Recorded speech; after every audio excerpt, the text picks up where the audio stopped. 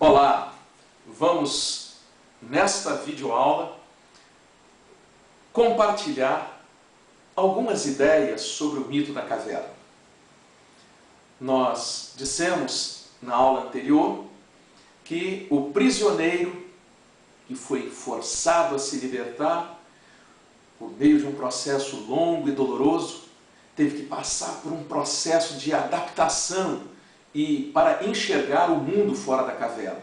Assim como a saída do mundo da escuridão foi muito difícil até ele adaptar o seu olhar à nova realidade do sol, agora o caminho de volta à caverna para poder libertar os seus companheiros, ajudar os seus companheiros também neste processo de libertação, foi difícil, porque ele teve novamente a visão ofuscada pela escuridão, pelas trevas. Muito bem, este mito, ou alegoria da caverna, esta história fantástica, criada por Platão, tem algumas ideias que nos ajudam a pensar sobre a nossa realidade e o nosso dia a dia. Vejamos uma interpretação fornecida pelo professor Danilo Marcondes.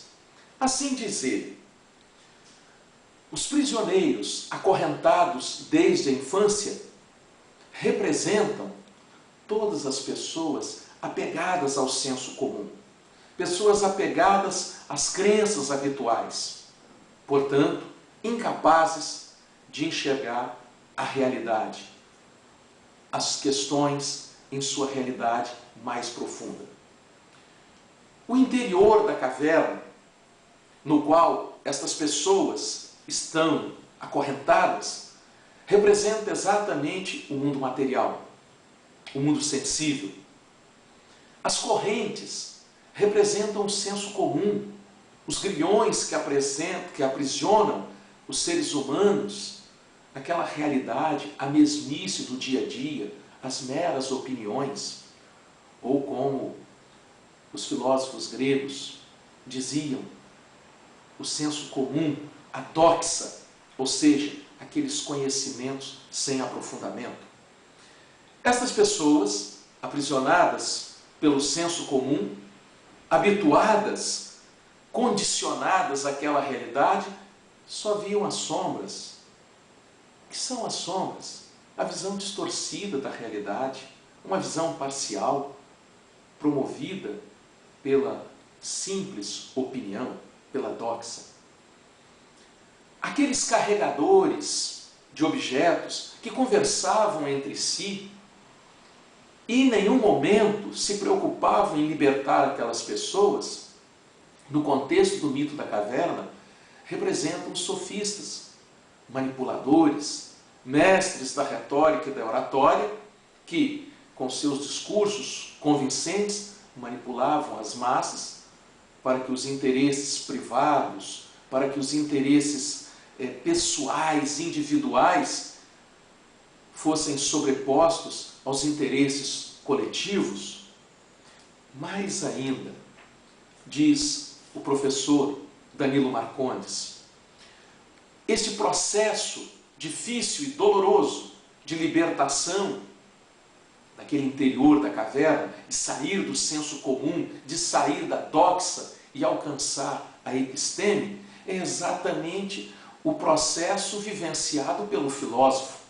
No caso, este prisioneiro que se liberta e é forçado a se libertar, representa o filósofo que sai do nível da opinião e vai paulatinamente, progressivamente, alcançando a episteme, ou seja, a ciência, o conhecimento científico filosófico. E não é tarefa fácil, muito pelo contrário. Sair do senso comum é uma tarefa extremamente difícil. E interessante que Platão, no mito da caverna, destaca que este prisioneiro foi impulsionado, foi forçado a se libertar. Neste ponto, ele traz a questão da dialética. A dialética que se move pela luta entre duas forças contrárias. Dialética representa exatamente o processo de mudança, de transformação. E este processo se inicia pela luta que se estabelece entre duas forças opostas. A força do hábito, que mantém as pessoas acomodadas, e a força do eros, que é a força da curiosidade, a força da mudança. Então esta luta move a dialética, este processo de libertação. Este prisioneiro, que faz todo este processo de libertação e alcança a visão do sol, é exatamente o filósofo que se liberta das amarras do senso comum. E agora, quando ele vê o sol, no entendimento de Platão, ele está vendo a luz plena da verdade. Ele alcança a plena verdade.